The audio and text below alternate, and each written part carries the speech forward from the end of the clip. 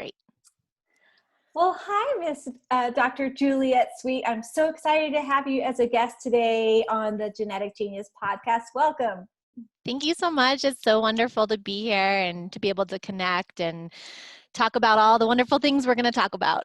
Yay, I know. I'm so excited. We're going to just blow everyone's mind today. So first of all, because you just are this amazing woman and doctor, I would love you just to tell your story, a little bit background about who you are and just what your passion is, what your purpose is on the planet and your impact. Well, thank you. I'll try to not make this too long, but Okay. I studied psychology in undergraduate, and I was really intrigued by the power of the mind and how that might affect everything in our lives and really our reality. And then I was seeking for something that could allow me to help others, and I found naturopathic medicine. And I'm just so in love with the philosophy of naturopathic medicine, just treating the whole person and finding the root cause and really being able to help patients navigate healthy living, not just treating symptoms or just, taking a pill, but really these long-term sort of solutions that are going to improve the quality of their lives. And through that process, I also got very interested in Ayurvedic medicine, which is ancient Indian medicine, and it's over 5,000 years old. And what I found really beautiful about that is it weaves very well with naturopathic medicine. So some of the same philosophy, there's really treating the individual and treating the whole person and working a lot with diet and lifestyle and what we call a dinacharya, which is a daily routine, and just how we're very much connected, to nature. And so that's sort of the journey I took. And then I was in the Pacific Northwest for my training, and then I went to the Southwest and to New Mexico. And it was clear when I moved here that not a lot of people were familiar with that sort of modality of medicine, of really kind of treating treating the whole person and just being able to really spend time with your patients and be able to help them navigate just so many different things in the world and stress reduction.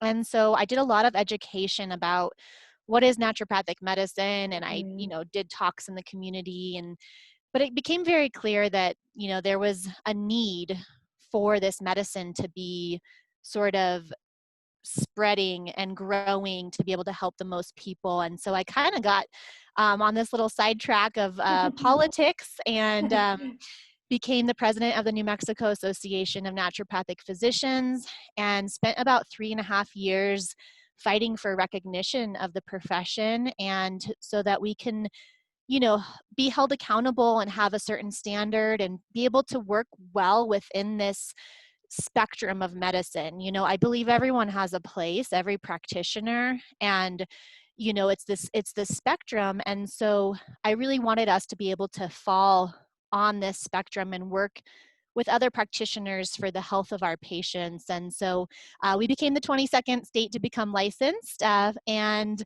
now we're able to work as primary care providers and help really serve our communities and just the whole population of the state. So that's kind of my story. Yeah, wow. It's amazing because we went to school together, and just to see you blossom into this amazing physician, but then also to be in politics, which I know, you probably would have like, I'll never do that, and then look what you did. I mean, it's just so amazing. And your story is touching to all the naturopathic physicians, because we know how much work it takes to go down to lobby and just to be and push to try to get your state license. So thank you for all of your work in that.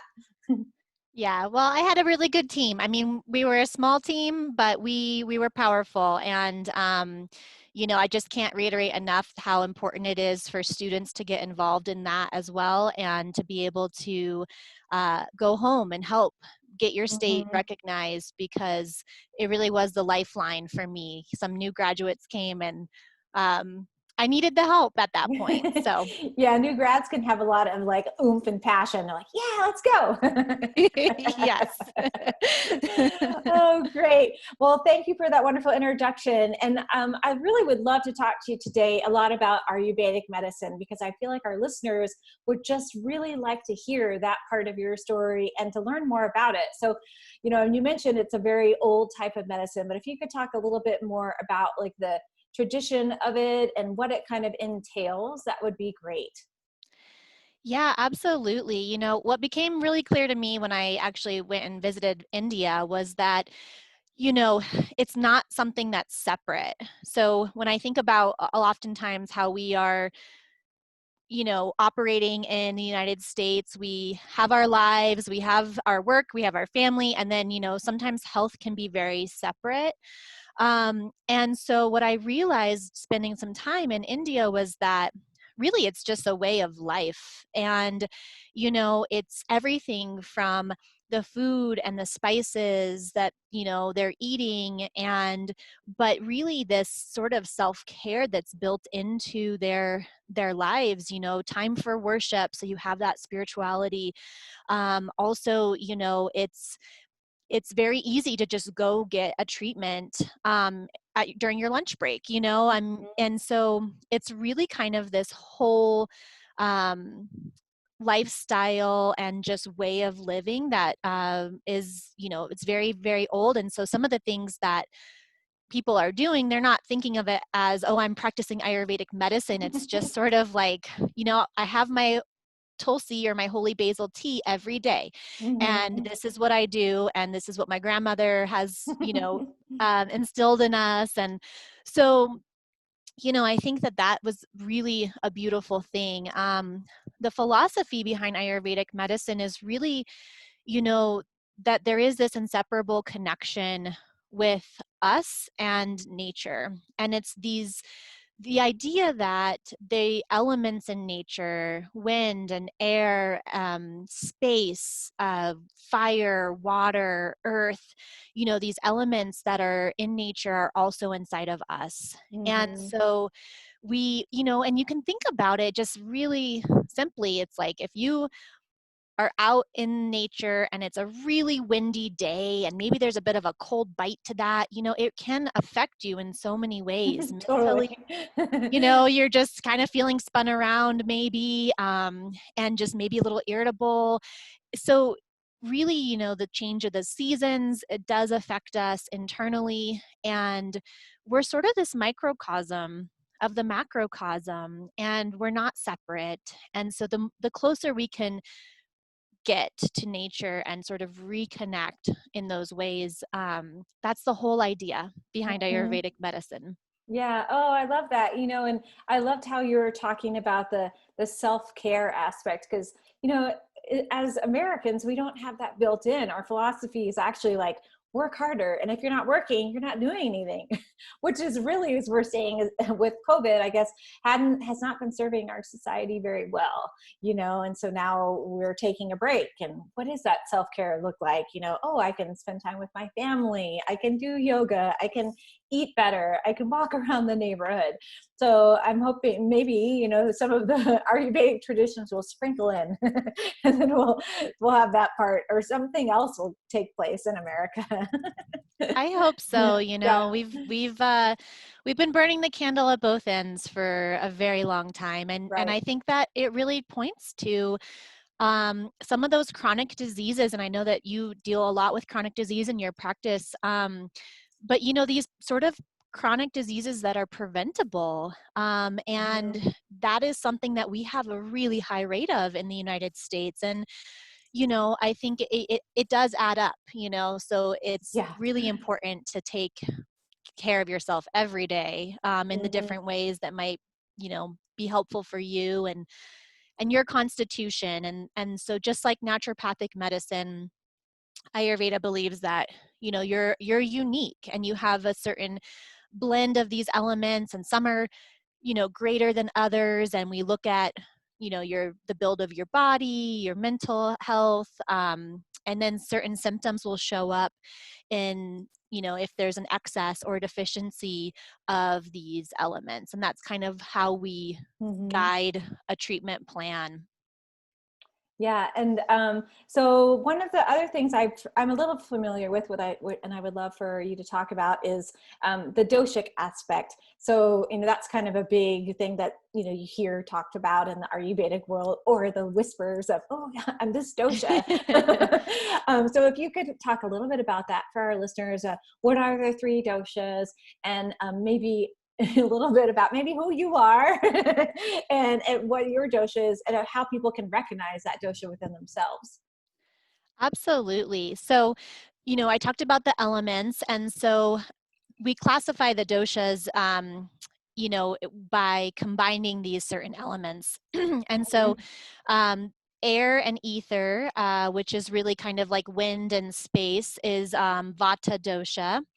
And you do have every single dosha in you. So Mhm. just know that you might, if you take a quiz or see a practitioner, they might talk about this is your predominant dosha, but you do Mhm. have all of them.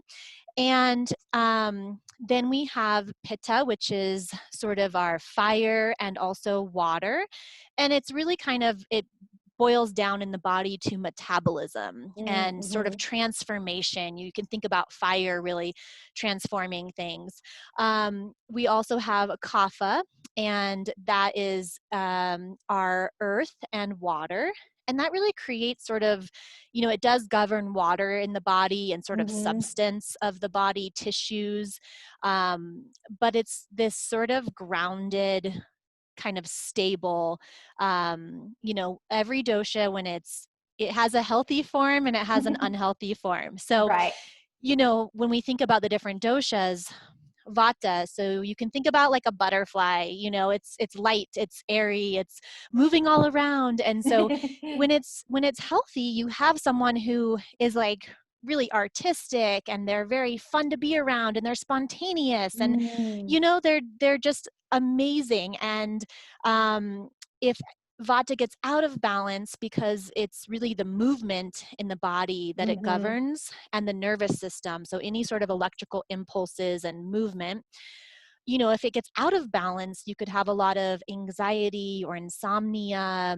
Air and ether is also dry quality, so Mhm. constipation, that sort of thing. So we look at kind of, your predominant dosha, but then when it's in balance and out of balance. Mhm. For Pitta people are passionate and driven, and they're sharp, and you just, but they are quick to anger sometimes, Mhm. and judgment. So not just judgment of others, but judgment of the self. So it can be really Mhm. challenging to have too much of that, sort of Right. fire. Yeah. It also shows up as inflammation in the body. And with kapha, they're the big teddy bear, the grounded, the loving, the stable friend that you want to go to when you're feeling kind of out of balance. But if you have too much of that, you can see depression. It shows up as maybe obesity, just sort of too much building. And then you get this sort of sluggish and stagnation Mm. concept. Mhm. Um, and we look at, as Ayurvedic practitioners, what's called Prakriti and Vikriti. So your Prakriti is really what you were born into the world with, your constitution, your predominant doshas. And it's really beautiful. I mean, this podcast is about, genetics and Mhm. really kind of thinking about that aspect. Well, the time of year you were conceived, the predominant doshas in your parents, your grandparents, I mean, it all plays into this beautiful cosmic, kind of conglomeration of you, and what, how your parents were feeling when, you were Right. in the womb. Everything can affect you. If there was some sort of trauma, we look at really kind of what your constitution was when you came in. And then Vikriti is the current state. And so we're able to pick up on, through pulse and tongue diagnosis and talking with you, kind of maybe how you were when you came in, and then where Mhm. you are now. And life happens. And so there's so many different things that can create more of an imbalance in our current state. And so that's kind of what we look at when it comes to treating someone. Yeah. Oh, that sounds great. I love the balance of all of those different doshas and the different personalities, and how you can see in yourself, oh yeah, maybe I'm in a little imbalance. Oh, maybe I'm fire and exploding like a volcano or something like that. And so when you see a new patient or a current patient in your practice, how do you blend that Ayurvedic medicine with the naturopathic medicine? Do you see them both together, and using those elements in a conjunctive type of visit? Yeah, absolutely. It's really quite, I say simple, but I think it's probably just because I've been working with patients in that way Mm-hmm. since being done with school.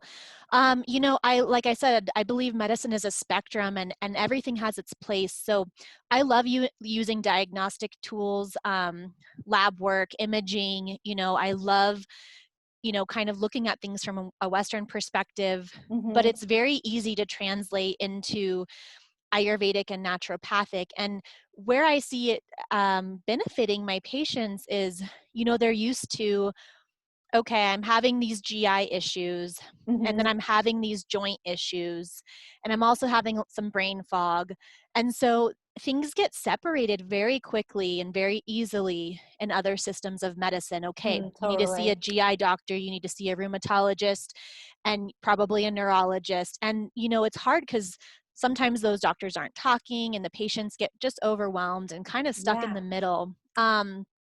So I look at everything. I love to see the diagnostics. Of course, I talk with patients about what their experience is.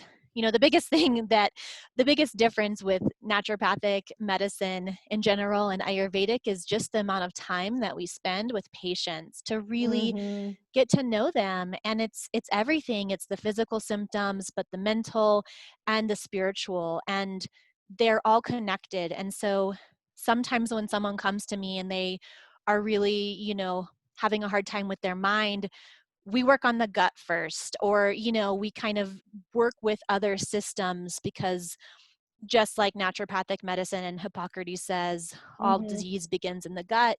Mm-hmm. Gut is really the home, the major grounded place for these doshas. And if those doshas are not operating properly in the gut, and not, they're not staying home, they're Right. breaking quarantine, um, Totally. then there can be havoc, Yeah, on the wreaking body. havoc in the gut. Mm-hmm. Yeah. So Yeah, and it sounds like, the really treating that whole person is so important, and bringing in the naturopathic medicine and the Ayurvedic medicine are such a wonderful blend for you to be able to see um, the almost more of the person, because you're seeing all these different aspects come in from that Ayurvedic perspective. And I love that philosophy in combination with the naturopathic philosophy. It's just such a wonderful meld of those two together. And I also liked what you said. It's like, traditional medicine is so what's the word? Compartmentalized. yes. It's like, yeah, yes. It's like you have this. I'm going to put you over here in this little box, and then that's where you're going to be staying for a while. So have fun over there. Instead of when in our medicine, it's like we looking at that whole person. It just gives the patient this place of freedom. It's like, wow, my body is functioning as a whole body. Everything's shifting on that cellular level all the time. Like you were mentioning, somebody has things in the gut, maybe they have inflammation, maybe they have some neurological issues. It's all connected. Our body is hmm not like one piece over here hanging out. And we look at it so often as that, and I think we're moving back more into that whole person perspective. People are saying like, we need to see the whole person.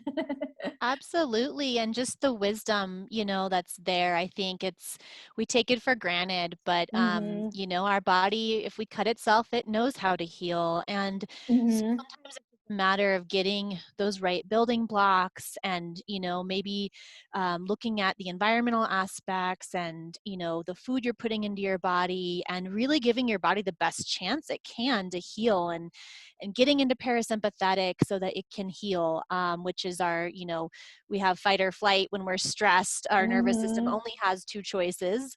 Or it can be in parasympathetic, which is rest, digest, heal, and it's really an important place to be. But that wisdom, I always tell my patients, your body never lies. And I really think that piece is key when it comes to healing, as patients learn to really listen.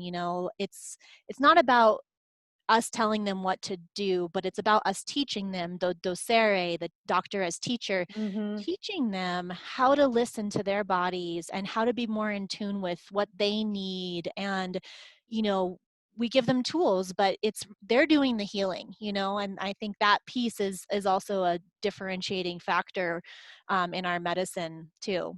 Yeah, totally. It's like the volume is turned down so low. It's like, oh, what station are you on? Are you listening to the right station for your body today? Let's Yeah. turn it up and communicate. Because when it's like we get so busy, like you were saying, in that sympathetic mode, is you go, go, go, go, go. And it's like, well, I'll just listen to my body later. Mm-hmm. Instead of like, how can we tune in? And the Ayurvedic practice with the philosophy of the yoga and the meditation, I love that, just brings it into that centerpiece where you can just hone into, it's like you tune out the rest of the world and you tune in your receiver to only you, that's the key to everything, right? Exactly. Yeah, it's really beautiful. Yeah, totally. I wanted to talk a little bit today too about Ayurvedic philosophy and medicine and the immune system, because that's a big kind of aspect of things that are going around right now. And is there a different perspective on how you would look at someone coming in with from that immune perspective, or is it similar? And how would that take place in your practice? Absolutely. So, the philosophy is once again pretty similar when it comes to naturopathic medicine. And I think it's really about, this daily tuning in and doing things on a regular basis to keep yourself healthy. It's really about prevention. The immune system in Ayurvedic medicine, we look at that as sort of this refined substance in the body, and we call that ojas. But it's really sort of this. It's not going to be a quick fix, although if you have an acute situation, there are some really amazing things that you can do from Ayurvedic perspective. Herbally, there's lots of different treatments for sort of an acute situation. But Mm-hmm. it's really, once again, about this daily creating this terrain, this health and vitality in the body. We look at really the vitalism of the person, Mm-hmm. and we can see that in the shininess of their eyes, how their hair is, their energy, all of those things. But there's some daily practices that can be really, really helpful for the immune system. And breath work or certain breathing Mm-hmm. techniques, along with the meditation, can be very, very helpful. Just thinking about this current situation, when I was actually in Seattle when everything kind of broke out. The first Mm-hmm. cases of COVID had been found, and I met with some of my teachers for dinner. We went out to eat, and I said, with all this going on, what would you recommend? And they immediately said to continue doing your breath work and your meditation, and to integrate certain herbs daily. And Mm-hmm. the breath work for strengthening the lungs and really creating vitality and getting things moving is a breath called Kapalabhati Breath. And you can find videos, where they walk you through it, but it's a forceful breath that you're using all of the space in the lungs, and you're getting stagnant air out. And, Mm-hmm. it's similar to if there is infection, it's, they're having you breathe in a way in the hospital to kind of get stagnant air out, because, Right. if there's stagnation, that's where infection loves to hide Right. and Yes. fester, Yeah, so, exactly. um, and then they talked to me a lot about neem. And if you Mm-hmm. don't know, it's a tree in India that is, they call it India's pharmacy because there's so many different uses for it, but it's antiviral, antimicrobial, everything. It's really a strong plant. Mm-hmm. And so, but it's protective and immune modulating and very, very helpful for the immune system. And so, you can also use it topically. There's a Mm-hmm. seed oil. The seed oil is not for internal use, but topical use. But you can take the leaf and bark internally. And so, these are, kind of the really well-known techniques in Ayurvedic medicine that are just, you have it around, and you keep it there. And but dietary recommendations are always something that Ayurveda looks at. And Mm-hmm. just thinking about, okay, what are some things that on a daily basis I can incorporate into my meals that are going to help my immune system and be antimicrobial or antiviral, just in case something's trying to sneak in there. Right. And you can think about using ginger and cinnamon and a lot of those spices that have volatile oils. All of those oils they protect the plant, and so they will also protect us. And Mm-hmm. thinking about just what can you do to keep your terrain healthy. You have to keep those elements healthy. You have to breathe and keep the air and space clean, and the vata, the mind. If we're stressed, our immune system is suppressed. Right. So you have to keep the stress levels down. I mean, I know it's challenging and you want to keep up on everything, but turn off the media and give your Right. nervous system a break, Yeah. because your internal world is the most important. And so those pieces, keeping healthy mucous membranes. So we know that viruses and bacteria, they can infiltrate our bodies through our mucous membranes. Mm-hmm. And so Exactly. really, hydration, you have to keep yourself hydrated to keep those mucous membranes slippery and protected with Mm-hmm. mucus. You can't Right. let yourself dry out, you Yeah. know? So half your body weight in ounces of water, just keep yourself hydrated. And, thinking of the mucous membranes in particular, there are some treatments in Ayurvedic medicine that are very specific for keeping microbes at bay in the nasal sinuses. We use an oil that's medicated with certain herbs, Mm-hmm. and it's called nausea. And so you can put some just in your nostrils if you're going out as a protective Mm-hmm. Oh, barrier. that's great. Mm-hmm. Or if you're really congested, you can drip the oil into your nasal passages and Mm-hmm. clear things out. And so, just having these defenses and having certain, it just goes once again back to daily practices. Mm-hmm. And so there's some great studies coming out on some Ayurvedic herbs that are what we call Rasayanas, and Rasayanas are rejuvenative tonics, and so they are directly related to the ojas, or the immune system, and the Mm-hmm. vitality of the person. And some of these, are actually being studied frontline with COVID right now. But Tulsi is a holy basil, and it's a plant that every house in India has outside growing. Yeah. It's got so many amazing properties. You can make tea, and it's just really, it's related to basil, so you can think Mm-hmm. about kind of that potency of the smells and the Yeah. oils.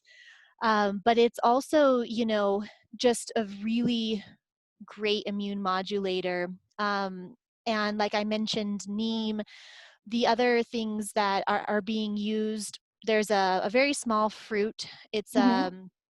called amla, Mm-hmm. and it's a little sour fruit, but it has 60 times the amount of vitamin C that oranges have. And Wow. so Mm-hmm. when we think about, what are the things that are helpful for prevention, vitamin C, and how can we increase vitamin D levels in the body? And so, you have to get out in nature, you have to get your sunshine, you have to breathe fresh air, you have to ground yourself in nature. Your nervous system will thank you. And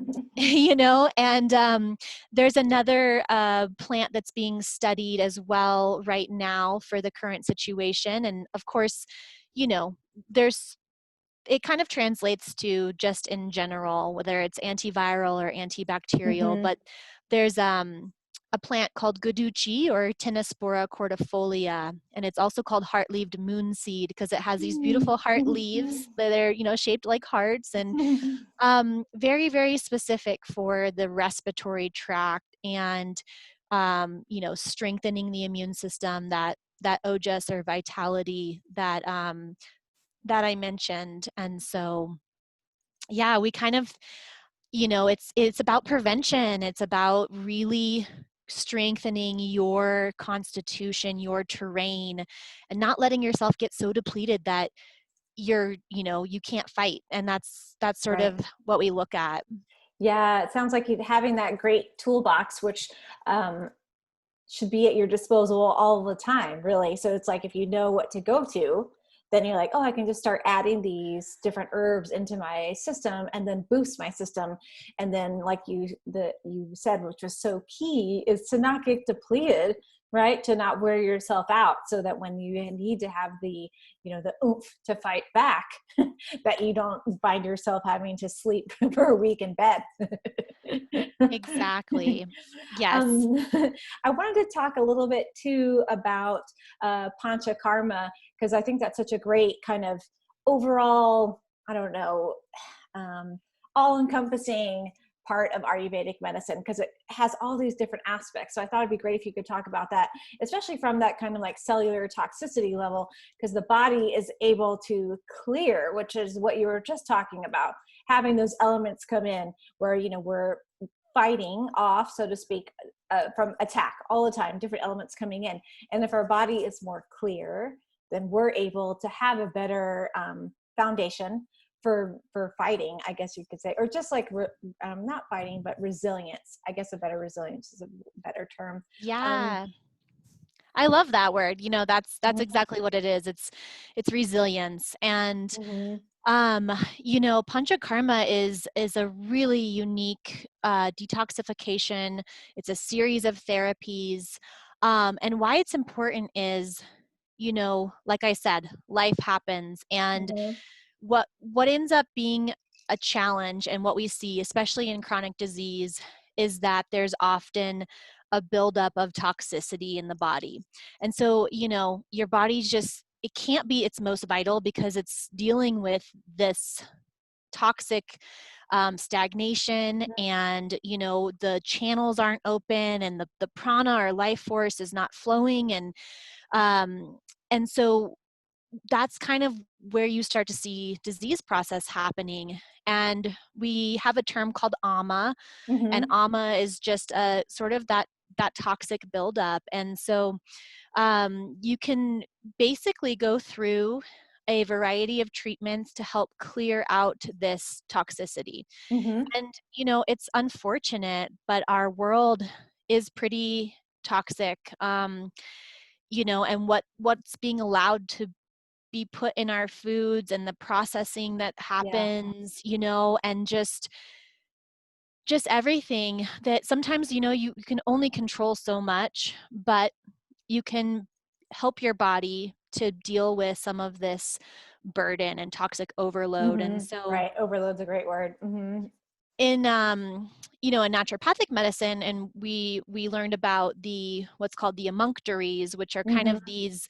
the organs of detoxification. You know, our skin is really the largest organ of detoxification, but the bowels, you know, when we eliminate, there's toxins leaving our body, and the Mm-hmm. liver is connected to that, and we have our kidneys, which also help to clear out toxins. And for females, we have an extra one, which is when we have our menstrual cycles, we're able to Mm-hmm. clear out toxins that way too, which, you know, can be really great. And so with the Panchakarma, it's a very, you know, it's always tailored to the individual. And so Mm-hmm. if you're interested in this, I do recommend working with an Ayurvedic practitioner. But basically, you're put on a very specific diet that's pretty simple, so that your bowels can have a break, you know, that you're not Right. having to deal with extra things. And so really easily digestible foods. Often there's a dish called khichdi that's used. It's, Yum. yeah, it's good, you know, and there's so many different ways to make it. Mm-hmm.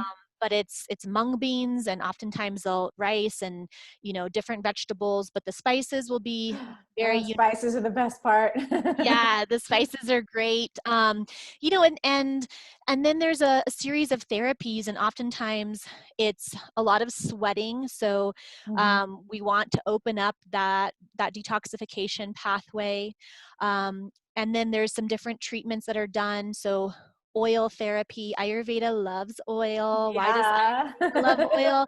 Because it's Um, so good. it's so good. You know, if you think about it, every single cell in your body has this phospholipid bilayer, Mm-hmm. so this fat layer around it. And so oil is really amazing for the body. It can be medicated with different herbs, but there's lots of different treatments that are done. And um, oil in Ayurveda is snehana, and it's sneha. The root word of that is sneha, and that actually translates to love. And so Mm, wow, um, the love of oil. the love of oil, and just like loving your body. And you know, they abhyanga is Ayurvedic massage, and Mhm. it's always, there's lots of oil. um, Yeah. and so someone can do that to you, but they also teach you how to do self abhyanga. So after you get out of a shower, you can Hmm. apply some oil to your body, and it's like literally putting a blanket around your nervous system so that you can go out into the world. And it's Mm. just really helpful for grounding and calming. And so some of the other treatments, so I mentioned nasya, that can also be Hmm. part of Panchakarma, where they do oil treatments in the nose. Hmm. And this is a way to affect the brain too, specifically with those herbal um, infused oils. It's a direct access to the brain through that olfactory, you know, connection. And Yes. so it's one of the treatments that is done. There also can be enema therapy. So Hmm. depending on, you know, we're talking once again about these organs of detoxification. So the bowels are really important. And so we'll use different herbal decoctions, and also add oil into that. And there's also a really powerful treatment I recommend if you deal with headaches or insomnia or anxiety. It's called Shirodara. Oh, that's my favorite. Yes, it's so powerful. It really puts you into an altered state of consciousness. Hmm. But it's a continual dripping of warm oil on your third eye, and um, especially for Vata individuals, can be really amazing. So Hmm. you asked earlier what my constitutions are. I have more kapha in me. So when I went to do this treatment, it was so sedating. I couldn't drive home from Albuquerque because I was just so out of it. You know, it's like, Oh, that's so funny. but I wanted to experience it, and it was so powerful. And you know, so your Ayurvedic practitioner will create a detoxification plan and these different therapies for you, depending on, you know, what Vikriti, what state your Hmm. doshas are in, and those elements. And so it's amazing though. People have wonderful results, and it's really a way to kind of bring your body back to its prakriti, or its homeostasis. Um, and bring you back to your center. So Yeah. Oh, that's so important, to have, I feel like everybody should be doing that at least once a week every year, to have this time where, I mean, I don't know how often you would do it, but it sounds like something that I would love to do once a year at least, where you're taking this time, you're like, okay, it's like a total reset, like you said, for the nervous system, bringing your body back to balance. We have so many different things that do affect us from our outside environment, even just on our own home. Like you said, it can be from stress from work. It can be, with everybody working from home or at home now more. It creates a whole different amount of stress in their home environment if they have a stressful job. So yeah. I think that would be a great way. I want to go for a week and do it myself. It can be a really great annual thing, and Mhm. depending on what people are dealing with, maybe it's to do. Sometimes Panchakarma is recommended with the change of the seasons, Mhm. because it's already a time where our bodies are having to adjust a lot, and Right. so there can be you think about seasonal allergies, which is Mhm. springtime, or some of the things that happen when fall time comes, and then there is that cold wind. And so it's a way to kind of make things really simple so that your body can adapt, and also cleanse and purify so that you're more vital or resilient during Mhm. that next season. Yeah, it like sets you up for this like great environment instead of going into it with this toxic kind of like stagnant environment. And I loved what you were saying too about those emunctories. So, I always think about it with patients as like this giant tube of our body. And then something happens and part of that tube just becomes like, blocked because we don't have the systems not running properly. And, if we get that tube open, all those emunctories and those organs working, it's like clockwork, like everything just flows and like nature. Exactly. And we end up feeling so much better mentally Mm-hmm. too. And Yeah. and that, that shows, and clearer, and our purpose becomes clearer when our bodies are working better. And Mm-hmm. like I said, it's just they're all connected, and it is really an important to to think it's an important thing to look at all of those pieces, and to be able to support every aspect of a person's being. Yeah, when you have that clarity too, you can like we were talking about earlier, be able to hear your body speaking to you. It's like the communication is open instead of it being all these different waves of communication coming through the cells. Like, wait, are you saying this, are you saying that? Like, I want to hear exactly what you want me to hear from you. Exactly. You mentioned earlier a little bit about stress, and I wanted to talk more, kind of dive deeper into that aspect and how it is. We have people are having all different types of stress affecting themselves right now from the COVID, but just in general, people have more stress, I think, on our planet as opposed to, I don't know, 100 years ago. And how is stress making an impact on the immune system? And I think you also talked about some daily rituals, and maybe you could speak to some daily practices or rituals that people could start doing at home or in their life to help boost that immune system and take a load off on that stress factor. Absolutely. So yeah, stress is, it's there for a reason. We needed it to react and to respond, right, to threats in our lives, and it does Hmm. play a purpose.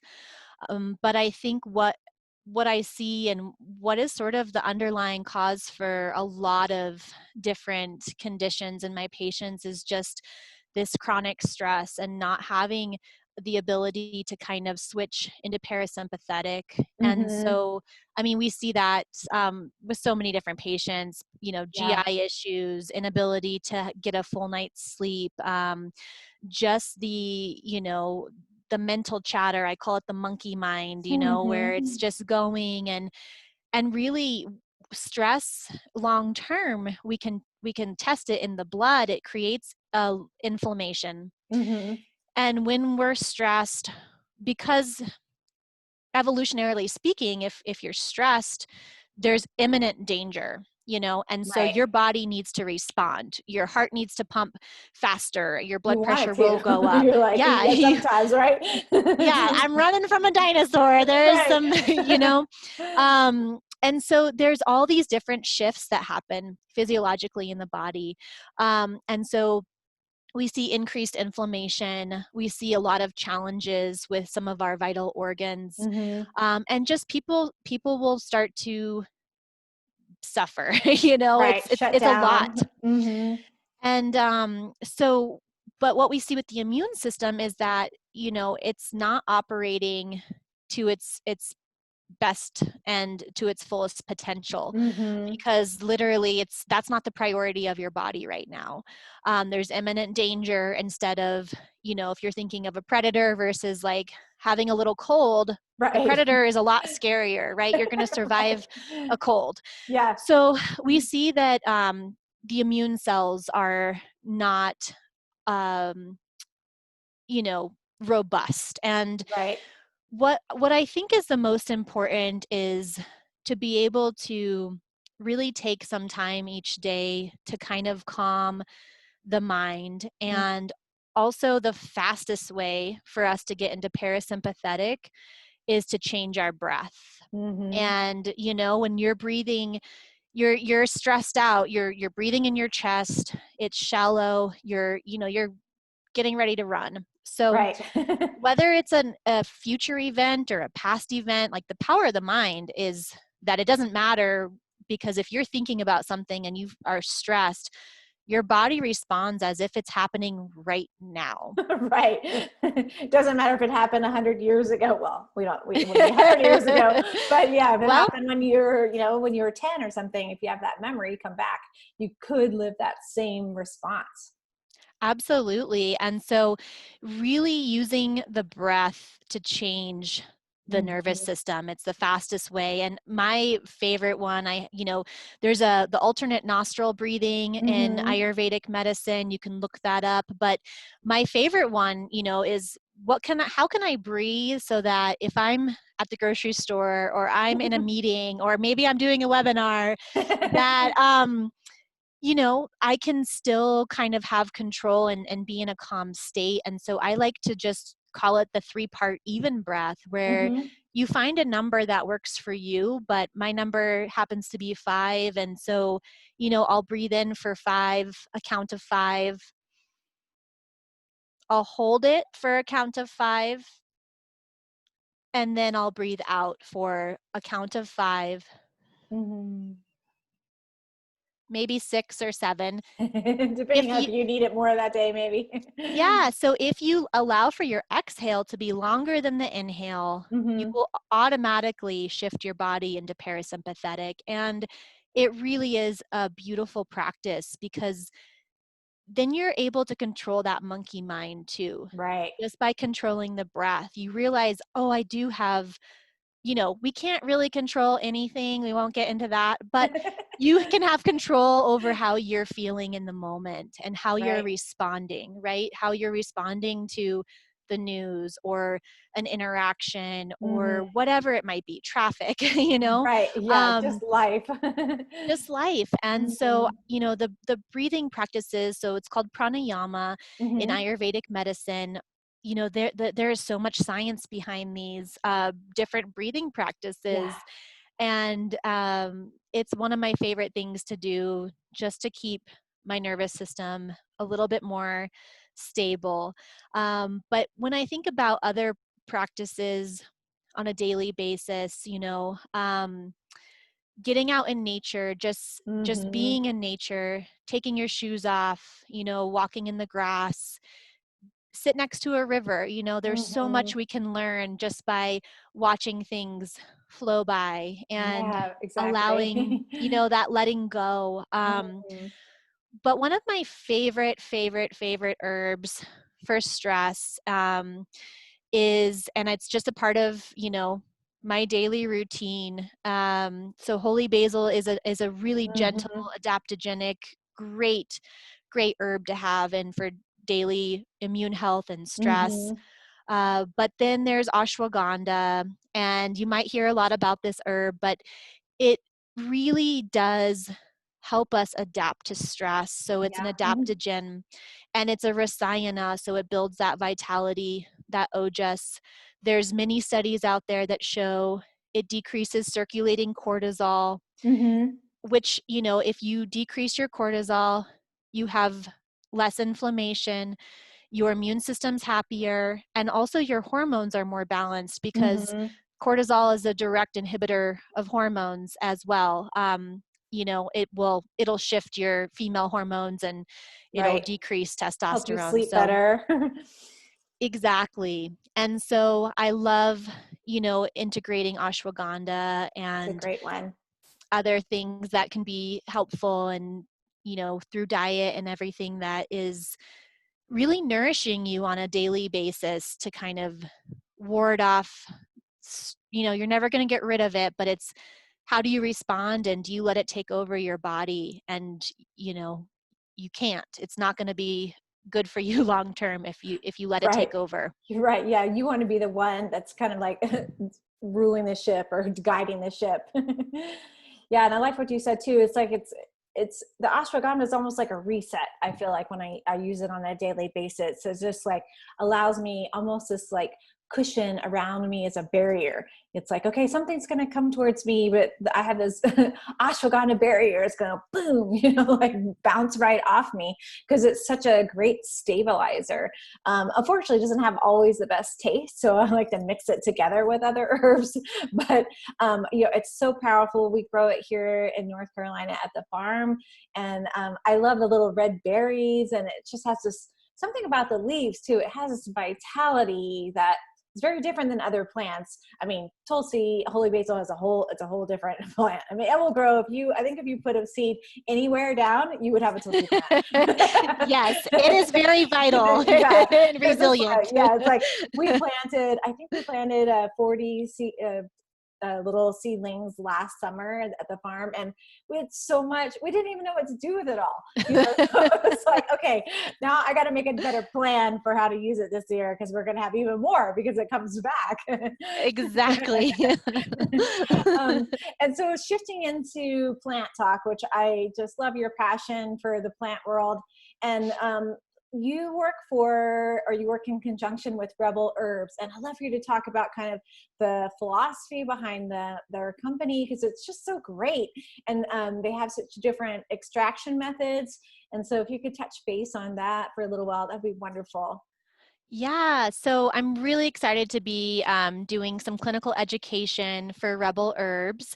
And, I was drawn to this company because really the whole circle of life is there's a consciousness around that. And so they have organic farms in India, but Mm-hmm. they really support the communities, and it's all about education. So it's educating farmers that organic practices really do yield more plants and more food Mm-hmm. long term, and it's going to be helpful for generations to come. And so education is a big piece, which of course is resonates with our Mm-hmm. docere, Yep. and what we really hope for when it comes to leaving the planet a better place for these future generations. And so they also teach the farmers, if you're going to grow rice for your family, they give them part of the farm to grow food, and Mm-hmm. built playgrounds for the farmers' children and pay them fair wages. And that, if you're going to grow rice, why don't you also grow bacopa here? Because Mm-hmm. they can grow harmoniously together and not take nutrients from one another, but actually help. So you're able to feed your family, and you're also able to make money because you are growing this bacopa. And bacopa Nice. is a great herb for the mind. Yeah, I Um, love it. so, the philosophy behind Rebel Herbs is really using the Rasayana herbs. So we Mm-hmm. mentioned this earlier, these herbs that are specific for increasing vitality, immunity, that resilience that we spoke of, and the immune system, and helping your body kind of just be the most vital it can be. And so all of the herbs that are used are in this category in Ayurveda known as Rasayanas. Mm-hmm. And so it makes it easy for healthcare practitioners and patients to just be able to utilize them and not have to, Rasayanas are always tridoshic, meaning it's good for all the doshas. Right. And so it makes it easy because you don't have to worry too much about pushing those elements. Mm-hmm. And then the other really unique thing, and I really believe in, is that what Rebel Herbs is doing is they're doing full spectrum plant extracts. And Mm-hmm. what that means is they are pulling out all the lipophilic compounds, the fat soluble compounds, using CO2 extraction, which is very environmentally friendly. Mm-hmm. Um, and they're able to recycle the CO2, and then they take that same plant material that they just pulled out all those fat soluble compounds out of, and they'll do a water and alcohol extraction, which then pulls out all the hydrophilic compounds. Mm-hmm. So you get this full spectrum plant medicine, but it's minus the plant fiber and starch. And so it makes a really, really potent medicine where you're getting all of those constituents. What they end up doing with that ending plant fiber and starch is they compost it and they make an organic fertilizer. Oh, And awesome. so, Mm-hmm. yeah, it's going right back to the earth, Yeah. and so all the practices, they run about 30% solar, and just the whole circle of life that's a part of this company, from really soil to growing the organic herbs to creating a product and it being on the shelf. They have control over all of those, and there's third party testing, and of course all the things we look for in good Right. company, because we're very particular as naturopathic doctors Yeah, about quality of our medicine, because, well, we don't want to give things to patients that's going to create more toxicity or more ama exactly. in the Mm-hmm. body. And so really particular, and we know that this plant medicine works. We just want to make sure that we're getting the right quality, quantity, and all of that to our patients. And so, it's a really unique thing to have the full spectrum of the plant, and it's really Mm-hmm. important because the plants really have everything that we need, and they want to help us utilize that medicine. And so sometimes we get really stuck on certain constituents Right. in plants. Like, you know, there's a lot of research and different things about using curcumin from Mm-hmm. turmeric. Right.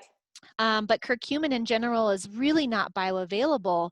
It's really hard. And so you have to get these super, concentrated and take lots of it just to get a little bit. Yeah. Well, there's also another constituent in turmeric that is lipophilic. It's called turmerones, Mm-hmm. and they actually help to increase the bioavailability of curcumin. And so it allows for that fat soluble constituent to pull in the curcumin, which is water soluble, into the cells. And, it's a beautiful thing that it's the same, it's the DNA from the same plant. Yeah, And, exactly. and your body's like, oh, okay, we can use this now. And really, just metabolism of the plant medicine molecules and all of that. I think we have so much to learn from plants, and Oh, we're just, yeah. we're just touching the surface with constituents and Mm-hmm. what they're good for. But we can't forget that there is this wisdom in the plants, and they have everything that we might need to be able to utilize the medicine, to be able to metabolize it, and also excrete what we don't need. And so, um, I'm just really excited to bring Ayurvedic medicine to more people, and that's sort of the mission of Rebel Herbs, is to make it easily accessible, Mm-hmm. to people here in the United States. So Yeah, and it's so important for people to develop a better relationship with the plants, like you were saying. They have so much to offer us, and it's like we've just kind of put them to the wayside. It's, and now there, I would say maybe over the past even 10 years, there's been this like whole resurgence of the plant kingdom, and just like, wow, this is the plant and what it can do for us. And not, there's so many plants that haven't been studied, which is okay. It's like, it's fine, we can still use them and learn about them.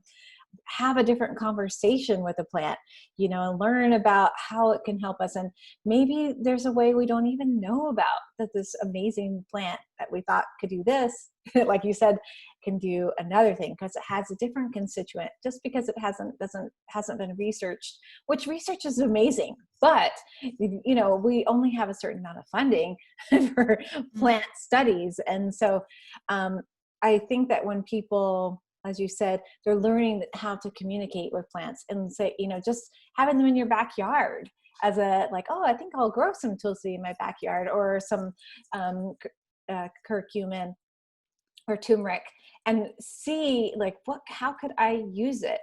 And like you said, there's so many parts of the plant. When we use that whole plant, it's like our body is able to absorb it in a whole different way, go into the cells, communicate with our body. It's like the message becomes different when we hear it in that different whole plant way. Absolutely. We're wanting to treat the whole person, right? And so Mhm. let's use the whole plant and be able to connect on that level for Mhm. healing. Yeah. Thank you. That was such a great, just to hear you speak about the plants. I just love your connection with the plant world and your passion for, not only for helping your patient community, but also for like the greater community of the planet, just having that connection where people are learning to help themselves by learning more about the plants and the plant medicine. Yeah, um, it's a subject close to my heart, and yeah. I was really, I'm always excited to hear about, other things that Rebel Herbs is doing with these communities, and Hmm. just bringing fresh water, and, teaching the women how to fix the pipes with the fresh water, and, Mm. because they're the ones that they used to have to walk 2 miles to get fresh water multiple times a Wow. day, Wow. Hmm. and building libraries, and just, we're at a place where we need to raise consciousness around this planet and saving it Hmm. for our future generations. And it can start within your community, little things, but Hmm. it needs to, this is where we need to be. We need to be thinking about less toxic things for our environment, because it's affecting our health and the health of our planet. And, we need to save this planet for our future generations. Yeah, and as we learn to do different practices with our health, like you were saying, it all comes back to that whole body health and daily practice. What we do now with our body affects our whole future generation, not only for what we take in and our offspring, but also for, like, our mental ability to understand. And that's part of our connection to the cells of our body, but to all those around us, and to all the plants, the animals, the minerals, all of the kingdoms around us. Absolutely. So true. Just to wrap up today, I'd love to talk to you for hours, but I want to respect your time. One last fun question is, if you had this like unlimited budget, how would you spend it to make the most impact on the planet? Wow. You know, I think that the thing I would like to see more of is growing local food, Mm, and, you know, getting people connected to the earth. And where I live, it is a food desert. There is not a grocery store for about 45 minutes. wow. And, the closest place you can get food, which is not even food, is a Dollar General. Mm, We have, a native population that is suffering because of the lack of just having fresh food available. mhm, And I just see this so much more and more, not just in New Mexico, but there is sort of this disconnect from the things that we're putting into our body, how it's affecting our health, and the future generations, and all of those kingdoms you spoke of. And so it would just be really amazing to see more community gardens and more people involved in actually growing healthy food and sustainable. I'm not against eating meat, but I think that how we've come to practice Mm-hmm. this mass production and hormones and antibiotics and just it's all just so inhumane. And I think that it would be really amazing to have people become more aware of the food they're eating and how that whole supply chain is affected. I know Mm-hmm. organic is more expensive, but if we're supporting organic farmers, it's supply and demand. But hey, even better, grow some food if you can and get connected to the earth, and also grow these herbs that are going to be helpful for you on a daily basis to incorporate or as needed if something acute happens, that you actually have this connection to this medicine and it's coming Mm-hmm. from the soil in your community. And just thinking of the importance of like the microbiome and how it all plays into that. It's like the more local you can get, the better it is, and the less your body's having to deal with these toxins and pesticides and glyphosates. And we know that these are not helpful for our bodies and also the future generations and the planet. And so Mm-hmm. unlimited budget would just be like, let's fund community gardens for Yeah, everyone and right. change the way we're doing this mass consumerism and packaged foods. And eat, you are as vital as the food that you eat. So the prana, the life force in your food, will affect your life force, and that ojas, that vitality, your immunity, all of that is directly, we become truly what we eat. So Yeah. Oh, beautiful. I love that. I hold that vision. I hope that everyone can have their own little garden. Whenever I'm out in my beautiful neighborhoods where I live, I'm like, I love all their, landscaping, but what if they just took a little bit of it and made an edible garden? If everybody just did a little, it doesn't have to, gardening, when we make vegetables in our backyard, you don't need to do a lot. You get so much, you get, yes. and share with your neighbors, like, hey, what are you planning? I'm going to plant this. Let's do that. And so I love that. I think that vision is totally doable, Dr. Sweet. I think we can easily do that one.